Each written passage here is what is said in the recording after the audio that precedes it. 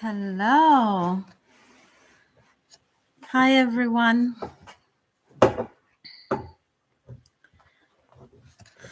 Let's see.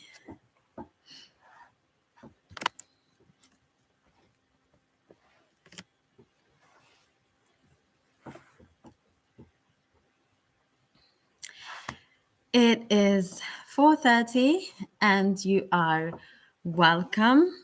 Let me just adjust myself. All right.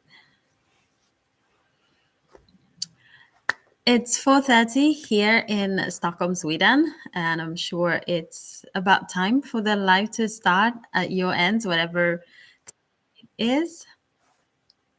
Um, we go. Let me see if anyone is here. There's somebody here. Thank you so much for joining me on this Sunday live session that is going to be about work-life balance. Now, there's a reason why I chose this topic today. I hope the sound is good because it's really windy outside and I think it's about to rain. But the light is good. I'm outside. I am in an office space where I usually film my content. So let me introduce myself. My name is Aisha, aka Nurse Aisha. I'm a registered nurse and I'm here to spread awareness on preventative health and lifestyle choices for women specifically, but obviously preventative health is for everyone. And the new information that I have for you is obviously we are here to educate women on men's health as well so that they can educate others, because when you educate a woman, you educate a nation. So, like I said, we're going to talk about work-life balance today. And there's a specific reason why I chose this topic. And the topic, I chose it because, well, we are we're in the middle of a strike, a nurse strike, and my department was chosen to be part of this strike. So basically, I haven't worked since today's Sunday, since Tuesday. We started the strike at 11 o'clock on Tuesday. And so basically, for us that were chosen to go on strike, we are not allowed to go to our workplace. We were there outside, specifically to demonstrate, basically, and give information why we are striking. So our union made this decision to go on strike because they cannot agree with our employers on the terms and conditions that they've put on the table for us nurses. Now, one of the conditions is what is it? To minimize our working hours. The first that went out already 2 weeks ago was overtime, to make sure that we're not working overtime. So for us that are part of the union, we were refused to accept overstaying at work and working extra hours, calling us to work extra hours when someone is sick. Basically, just work from your schedule, nothing less, nothing more. And that happened 2 weeks ago. So there was like an overtime blockage. And when that was over, they negotiated a bit more and decided, well, if you don't agree with the conditions that we have, then we're going to pull our union members on strike, just to basically amplify our voice as nurses. Now, obviously, just to make sure that you understand this, no one is in danger because we are on strike. First of all, not all nurses are part of the union.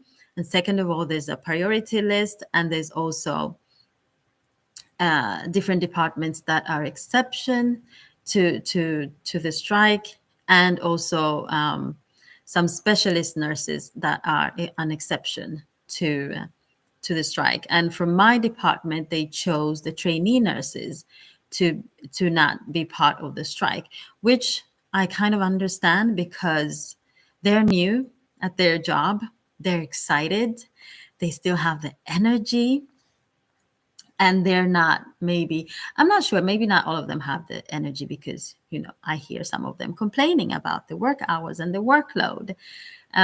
So but they were put aside, so they are still at work, working according to their schedule. Now, this strike is very sensitive for the Swedish healthcare system, because there's different regions that have gone out on strike. And on Tuesday, there's more nurses that are going to be pulled into the strike if they don't agree to the terms and conditions. And also there's plans of a wider demonstration, because of this. I have never been part of this my entire career, actually. I've worked as a nurse for 14 years now. I know there was a strike 10 years ago, but I don't think that I was part of it. Well, I wasn't part of it. And I think it was a short thing as well. So what they want to do, make sure that nurses are not working extra hours, that we're not overworked. We're working less hours, basically less hours during the week. That is actually the main issue here. So we're going to make sure, they want to make sure that we work, I think it's like 15 minutes less, which can add up to like 8 hours for a whole, 8 days for a whole year, I believe I read somewhere. So it's something. And this is because I've seen, everybody sees that we are overworked. We don't have enough pay. Well, we don't earn enough for the work that we're doing. So that is also the second one, the second condition, to make sure that we raise the wages for us nurses. That I have opinions and explanation about all of this, because according to me, some of these issues are also on an individual level. Because when we were planning to go out on strike, some of my colleagues wanted to get out of the union because they want to work extra hours. And the reason they want to work extra hours, to earn a little bit of extra money for their holidays or whatever that they're planning to do. But mind you, these extra hours you don't really gain from them that much in the long run, because first of all, you get taxed more usually, and then also you're tired all the time. And also, if you want to earn more money, you should really, from the first time that you enter the workplace, is negotiate more for the work that you do. And we nurses are really, really bad at that. We just don't know how to negotiate. It's a thing. It's a problem. And I think the whole problem is also, we don't really discuss. I mean, we don't discuss like, how much are you earning? We don't discuss with each other like how much the other person. And I know that is like maybe something that other people also don't do in other that do other jobs. But I think at some point we need to talk about this. Like, how much are you earning? And then I usually tell my colleagues when the subject comes up, like, what do you think you're worth? Like, for the amount of years that you've worked and for the amount of time that you put in. I have colleagues that show up at work like an hour before they start working so that they can read about our patients.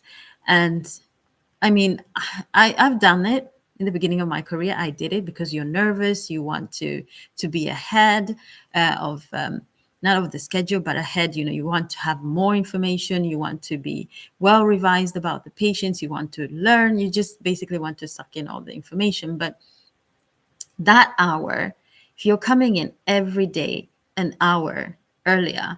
And mind you, you're not allowed to clock in an hour earlier because they will not pay you for that extra hour. Instead, you're accumulating these hours that you can maybe take out as a compensation somehow to maybe leave earlier or something like that. But usually we don't get time to leave earlier from work because there's so much to do. So I think, the union can do a lot, but on an individual level, we also need to think about our own health and think about what we're actually putting ourselves into, what we're doing to our bodies, to our mental health, to our physical health when we're basically working for free. That is my opinion. But obviously, we really want a collective and people, our union fighting for us, because sometimes, just one person as an individual, you can't really win the battle, but together we're stronger. So that is a little bit about why I chose this topic today, is because of the nurse strike. And thinking about the nurse strike, it got me thinking about the work-life balance. So for those of you that follow me on Instagram mainly, you've seen, I've put up some stories on about the strike when I was there striking myself. And there's more information. Most of the information comes out in the Instagram stories. This might not be a topic that affects anybody else, but I thought about, wasn't long ago that I heard about doctors striking in Kenya, and patients were actually put in danger because of that strike. So basically, healthcare professions, we really need to get better.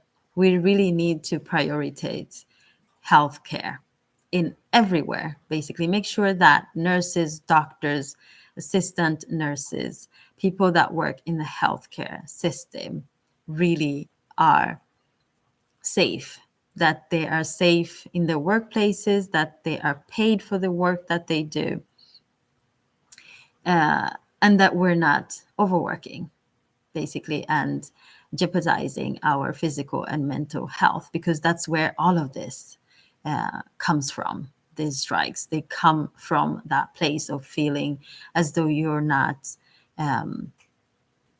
you're not compensated for the work that you do. You're not prioritized. You are just basically like, you're replaceable. You are you're just, someone that can be replaced by another. Or maybe sometimes it's even, we're not yet being replaced by machines, but still sometimes it feels that way. You're working like a robot and you're not really feeling appreciated in your workplace.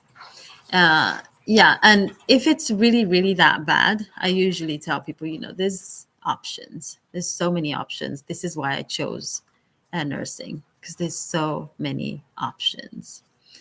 All right, so I wanted to go into something that I hope you will try to understand why me as an academic chose to speak to you about work-life balance in this manner.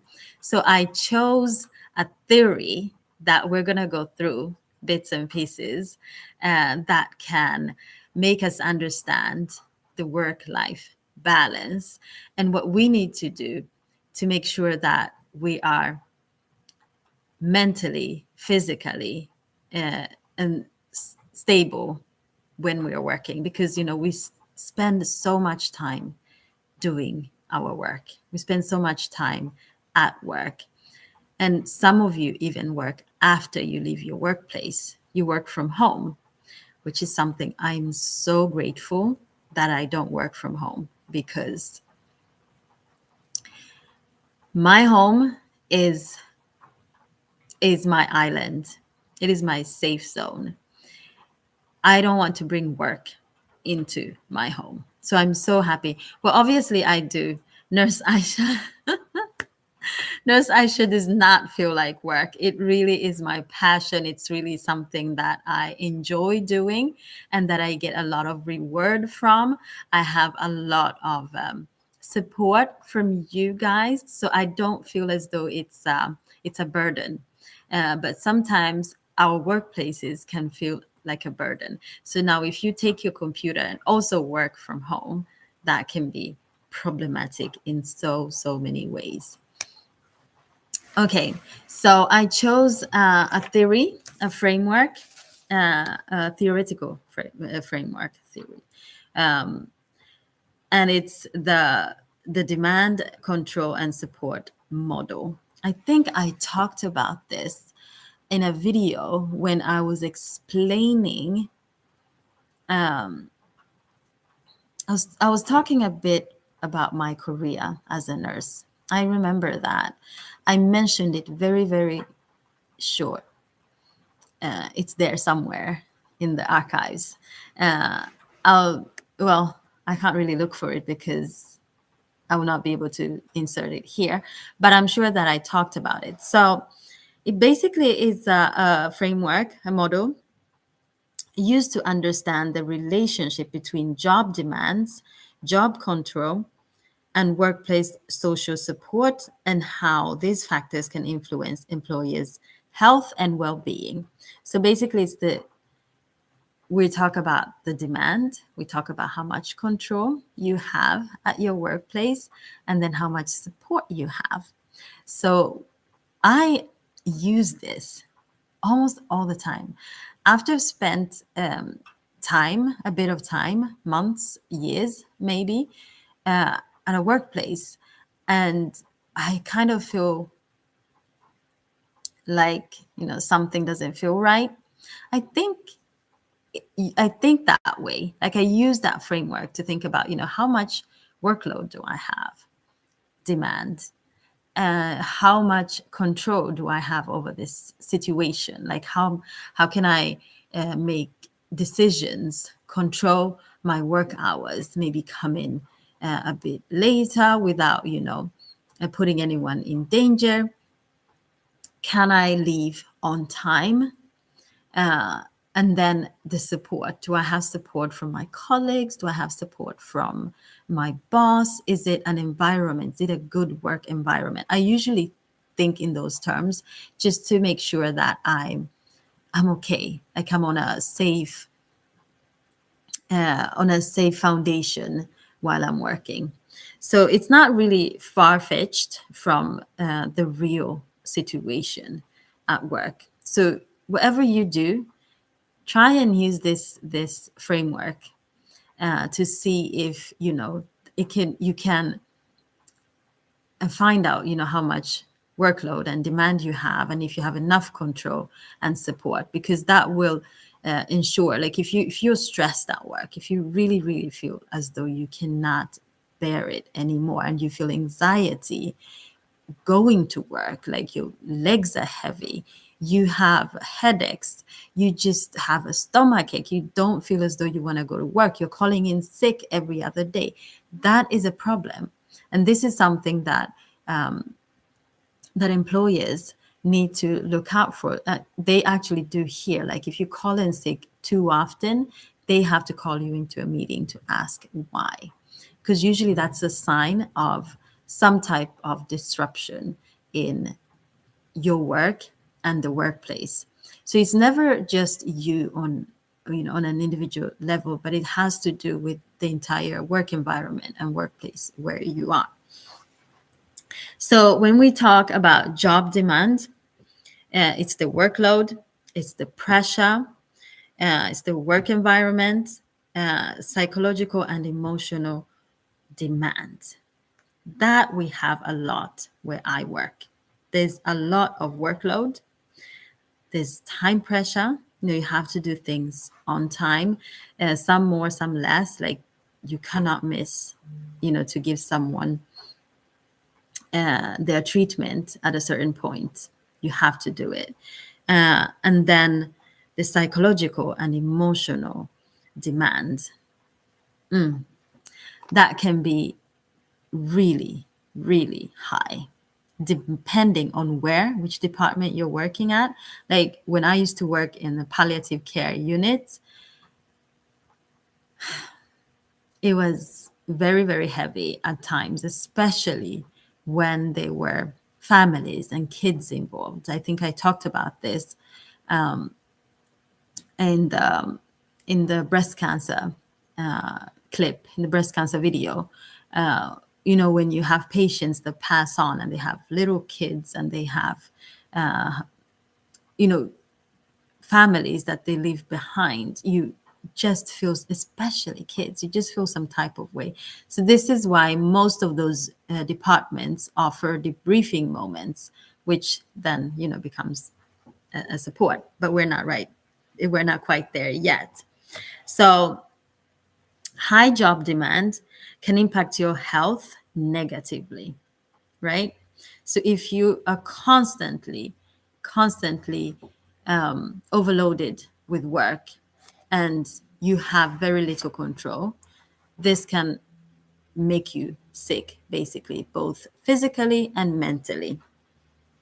So physically, there's high stress level, there's fatigue, you feel fatigue, and which can also result to a burnout. That is like the main thing that can happen.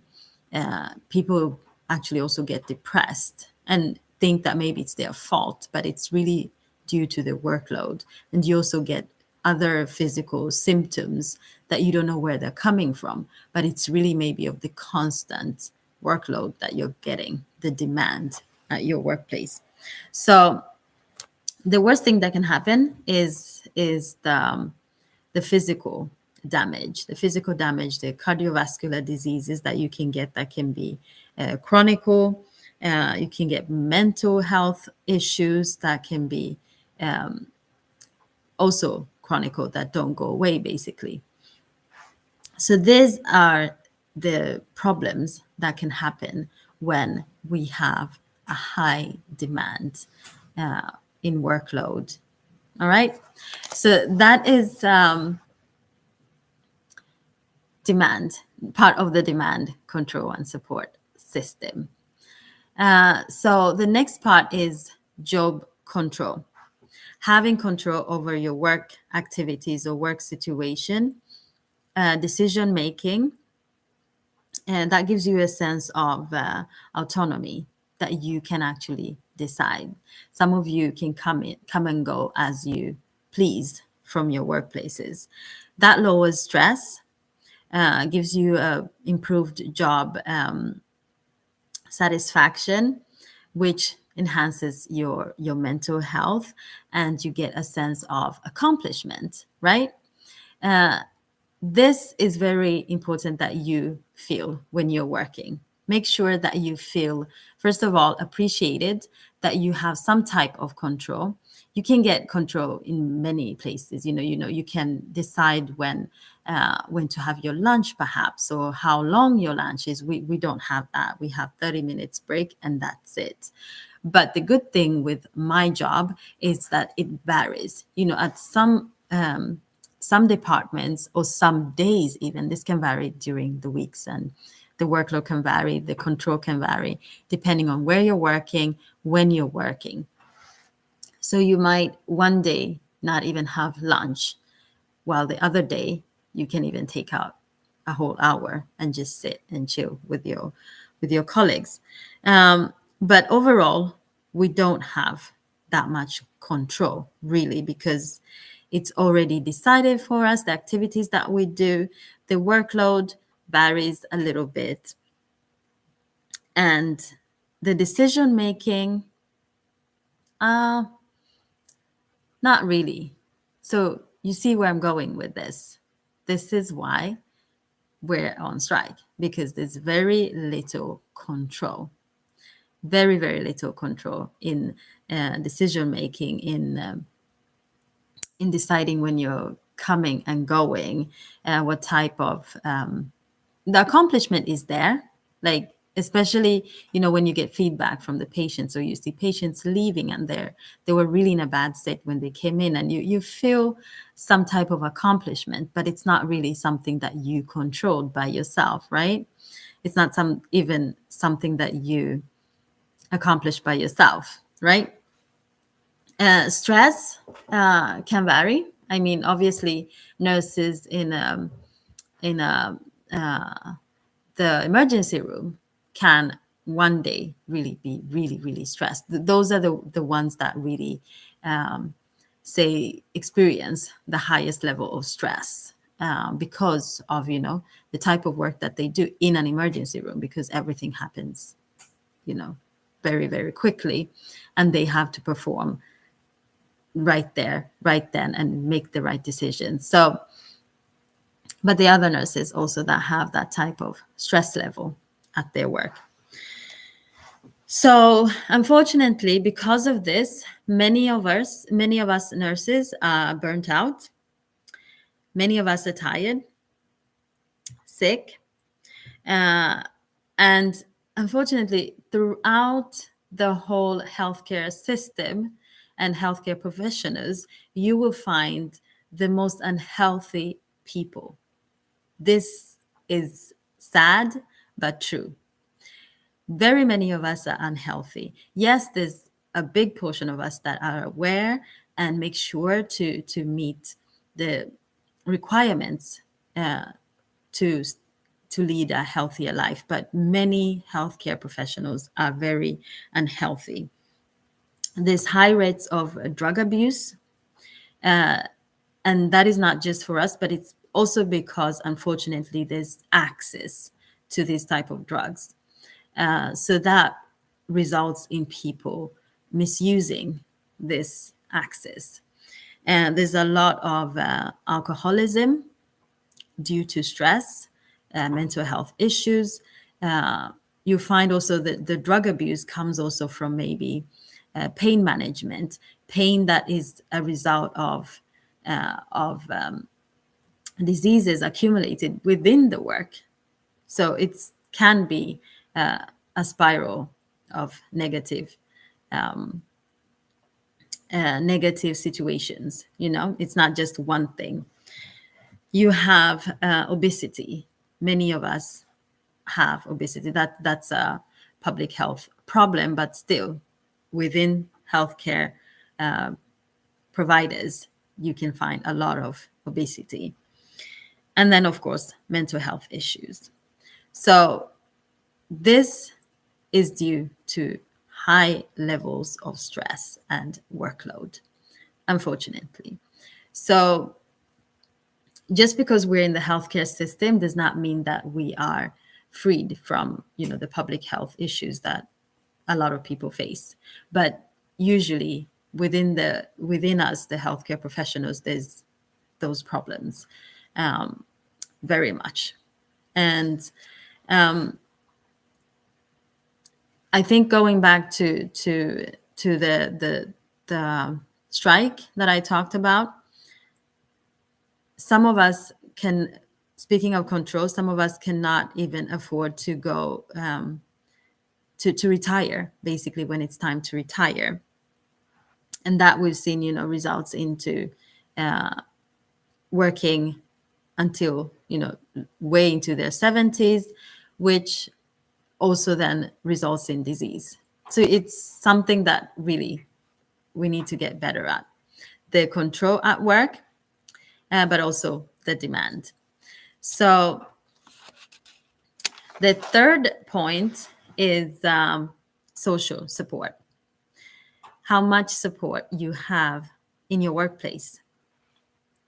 And that can be encouragement from maybe your colleagues, co-workers, supervisors, your boss.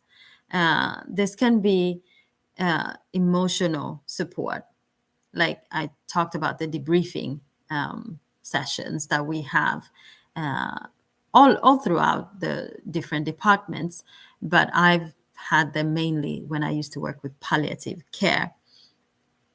You can also get support from practical help, that's some of your colleagues help you when they see that you have a lot to do, and they don't maybe have as much to do. This happens often. There's an imbalance usually there, that, I have less patients and my colleague has more, and they have so much more to do. So then the support comes in where I actually ask. And also, you can ask for help, for support, practical help, so you can get the job done.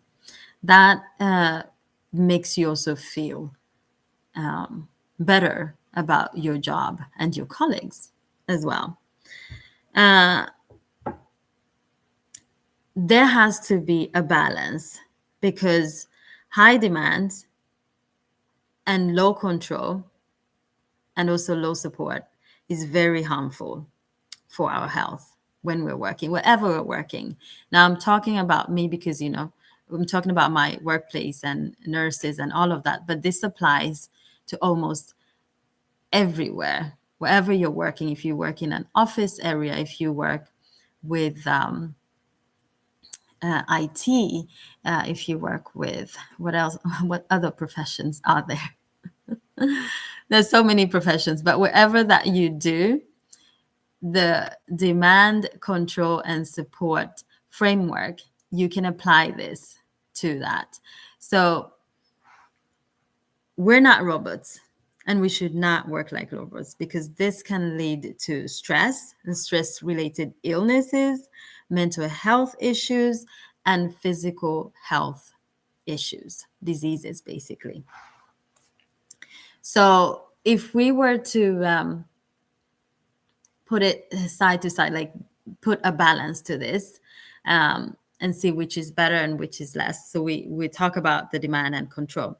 So high demand and high control can be good for a lot of people. It stimulates, it challenges you, but often it's kind of, I can associate it more with like private companies, especially now. They can come and go as they please. They can work from home, and they can have a target. They have these targets where, this week we're gonna do this, and then they accomplish that, and then they feel as though they have achieved something.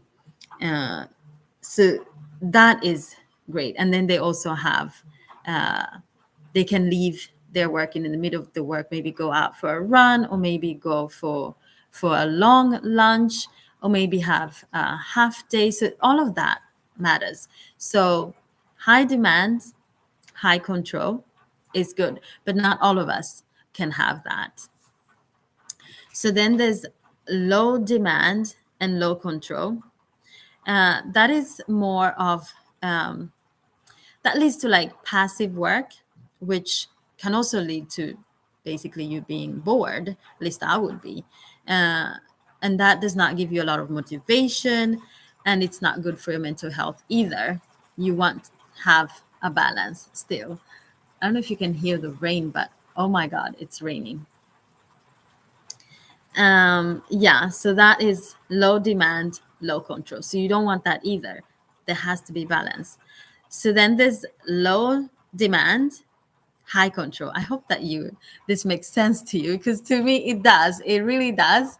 Maybe from where I come from, this is something that I can apply for myself. And when I look at my workplaces, like what we can do different, or what we can do to change situations around. Almost everywhere that I've worked, I can put that in perspective, basically. Where was I? Low demand, high control. This can result in low stress. You can manage your workload and have better health outcomes, because that's what we want to achieve. We want people to have a good work environment and be able to go to work, stay healthy, be able to work all throughout their work life, all the way until retirement, which is really something that is not happening now. A lot of my colleagues are getting sick, and not able to retire. So if we can achieve somewhere in between there to have a low demand and high, kind of high control, however we can do that, I think where I work, we need basically more nurses. We need more people going to study to become nurses, so that we can have what what our union is fighting for: less hours. Because if we have less hours, then we maybe get like shorten our work hours so that somebody else can come and take over. So now I have, from having I think the highest some people work is like 9 hours, maybe have like a 7.5 hours, and then go home and do something else. Hopefully maybe some physical activity of some sort, or maybe just rest. Anything that you can do to rest and come back fresh to your workplace. So how do we achieve a better work-life environment? We have to work on the workload management, however way that you can do that. Balance the job demand. For my workplace will be better resources, training and development of nurses, better skills. Always make sure we do that. Actually, we do always learn something new and develop our skills. We're always constantly doing that. Do a lot of we do that a lot. So social support, team building. We have a lot of team building, either at the workplace, like monthly meetings that we do, and we do different tasks together, which also results to us getting to know each other better, and how we accomplish things, different tasks, activities, and all of that. And then, of course, communication. Regular communications with not only our bosses on communicating on what's not working, but also with our colleagues, and building relationships at work. I talked about this a little bit earlier on the roof. I remember I talked to you about my colleague that was quitting because he wanted friends at work, and not just colleagues, because we rotate around, so you don't really maybe make friends. Well, you can manage to do that, a few people that you can connect with. While I was the one that said, I really don't need friends at work. I have personal friends, and that's enough. But that doesn't mean that you don't build strong bonds, or with people that you work with, and you understand each other, and you work really well together. That is the social support that you can get, because at every place that I work, I wouldn't say friends, I have colleagues, that support me and that know how I work. So that is like crucial to make sure. And usually it's nurses, other nurses, but also assistant nurses. We work so well together. So another way to achieve a better work-life environment would be policies, and promoting work-life balance, as well as health promotion. What we do at my my workplace, and almost every region where you work, if you work for the government, basically, you get compensated for physical activities. And it's not just going to the gym, or whatever that you do. Say that you go for a massage, you bring your receipt, and they'll compensate you for that. There's a whole list of what you can do to better your health, that you can get compensated for. I usually my therapy My therapy sessions are paid by my workplace. Maybe not all of them. We do have a budget. There is a budget of, I think we have $500 today. So whatever I do, my gym is definitely paid for my from my workplace, which I really enjoy. So every 3 months, I will collect my receipts and hand them over to my boss, and then they'll compensate me for that.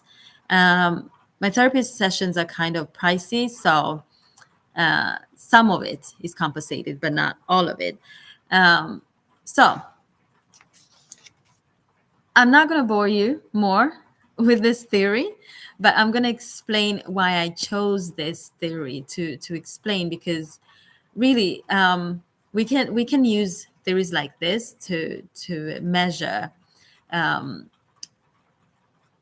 workplaces and environments of where we work, if they're healthy enough for the employees and all of that. It's not your job really to do it. It's the workplace and the bosses and whoever is in charge. But what you can do on an individual level is make sure that you realize how much demand workload you have, and if you can manage it mentally and physically. Make sure you find out how much control you have. Is it a place where you cannot make any type of decisions? That decisions are made for you. You don't get to decide. You don't get to say no. You're basically, what's the word? You're forced somehow. Maybe not forced, but you have no choice but doing the work the way that it's the way that you're told to do it. You cannot make any changes. And then the support, that you are really supported by your colleagues, your bosses, and all of that. Now, where this can differ is maybe the social support. A lot of us try or make sure that we have support from home. This is where people go home and complain about their workload, complain about their bosses, complain about their colleagues, and then maybe your partner will say, "Oh my God, I can't believe she did that." Da, da, da, da, da. But really, this is maybe something that we should do better. We should not take work home. Like, I'm that advocate of just leaving my work at work. Like, I don't want to talk about work when I get home. Maybe if it's something that I would like to teach my friends or my brothers or or my family about, like a teaching moment. But I really have, and first of all, well, I have a code of silence, like I call it. So really, I can't discuss much.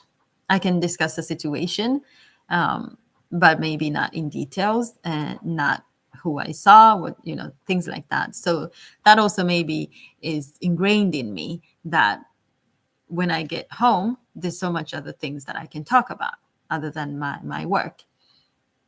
So really, it's not your family's duty you shouldn't overload them with whatever you need to offload from work. Choose another topic. And if you're not happy at your workplace, choose something else to do. Yeah, I always end up back to the individual themselves. Whatever I talk about, I don't know if you've noticed this, but I always end up putting the responsibility on the individual, because yes, we can have communities, we can have unions fighting for us, we can have our bosses fight for us, our colleagues speaking up for us, but you have to speak up for yourself. You have to support yourself. You have to make sure that you get your voice heard, right? Yes. So I do believe that I can take some questions. If anybody has a question, maybe about the strike, all about this theory, or maybe you have an opinion that you want to share, please share it with me. And if you don't want to share it here and now, maybe you can share it in the comment section when this is aired.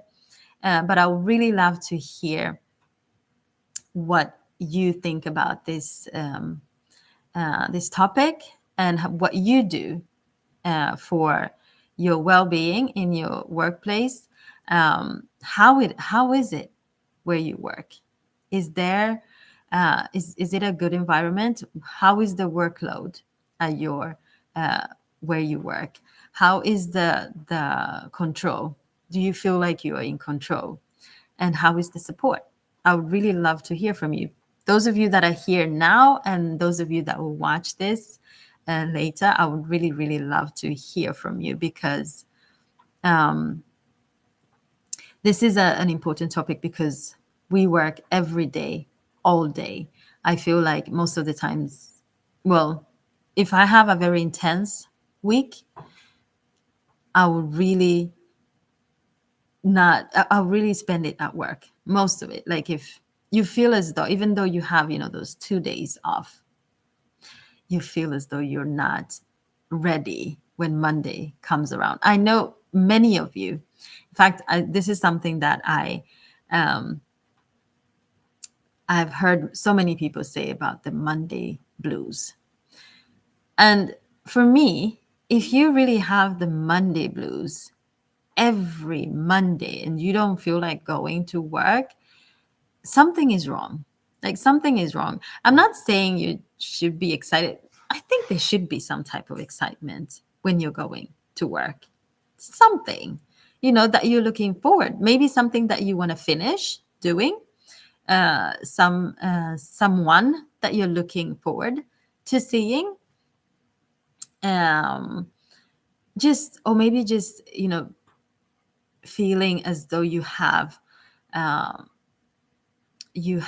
purpose. I think for me that is what makes me excited to go to work. I feel a sense of purpose. I feel like I'm needed at work. And when I do put on my scrubs, I feel, let's do this, let's, because I work with people, and people can feel your energy. People can really feel your energy. And if you can't really fake it, you can try.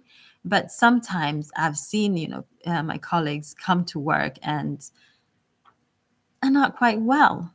You don't want to, ask too many questions if you're not ready to talk. Sometimes you don't even have time to talk about what might be bothering them. Sometimes it might be just because I know some of you have talked to me about it, and there's so many examples of nurses that are very rude to people, and even doctors for that matter. And this could be a result of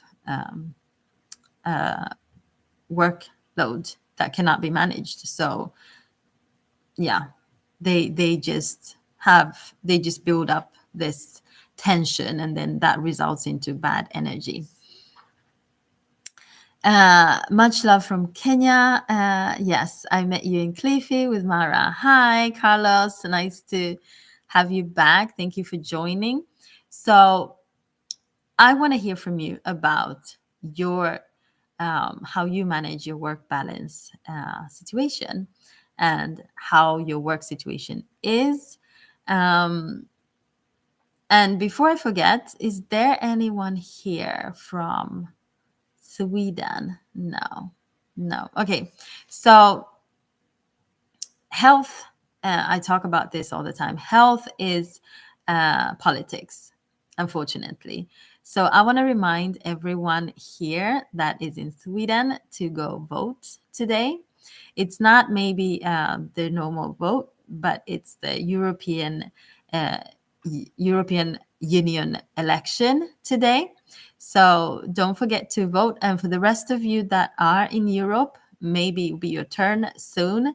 But today it's here in Sweden. So make sure you guys go vote so that we have the right people making decisions for us in the European Union. I forgot to say that in the beginning of the video because I voted today. So do your citizen duty and vote. All right. Yes. So any questions? Do you guys have any questions? Because we've been here for almost 50 minutes and I have been talking and talking and talking. Welcome, you good nurse. We love you. Oh, thank you. Thank you. That warms my heart. Thank you very much, Carlos. Someone wrote earlier, yes, work-life balance is very important. These are very important insights. Thank you, Santo. Language services. All right. Photo Global Language Services. Nice to see you, Aisha. Nice to see you too. Yes, we hear you well. Oh, yeah. Maybe I asked if you heard me because of the rain. And now it's sunny again. This is Swedish summer for you. It'll be raining 1 minute, the second minute it's bright sunshine. I can see that the light changed in my video. But yes, so if you guys don't have any more questions, I will end this live now and say, thank you so much for watching. You talk good. Thank you. I will end this live, but thank you so much for joining me. I've managed to do this every Sunday now, so I'm hoping that I can continue to do it. So if you have any suggestions on any topic that you want me to talk about, please let me know in the description box. Do not forget to subscribe, like, and comment on this video because it's going to be up in a minute. So make sure that you give me options on what you want to hear me talk about next Sunday. So I'm not the only one coming up with boring topics because, sometimes I think that, I have boring topics. I don't know what you guys think. But important topics. So let me know what you want to hear about. I know I have 2 topics on the waiting list, and it's nutrition, I believe, talking about nutrition, and also someone suggested endometriosis. I think that would be a video to talk about in like a sit down, I guess. Maybe, I don't know, maybe if I have someone join me in a live, we'll see if I can get someone who is an expert in diseases in the womb that can maybe talk about endometriosis. All right. Yeah. What I have left to say is don't forget to subscribe. Do not forget to hit that bell icon so you get an update when I upload a video. So other than that, thank you for watching, and I'll see you in my next video, all live. Hur vaden har du det? Yeah, I'm not quite sure what the question was. Malik. What was the question again? From Norway. Oh, okay. So you're writing to me in Norwegian. Thank you. Not the language. Okay. Hur vadan har du det? Okay, har du det I get, but okay, I'm good. How are you? Yes, I'm good. How are you, Malik? It's similar. Hur har du det? Like, yeah, hur har du det? We don't write that word like that. Hur har du det? H-U-R. Yeah, but had you said it to me, I would have understood though.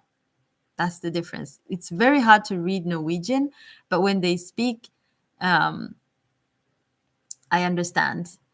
And when I speak Swedish, they don't have a problem understanding me because I speak the correct language. Right, Malik? All right, guys. Thank you so much for watching. We'll end this right here. I'll see you in my next video or live session. Bye, guys. Bye. Thank you, Malik.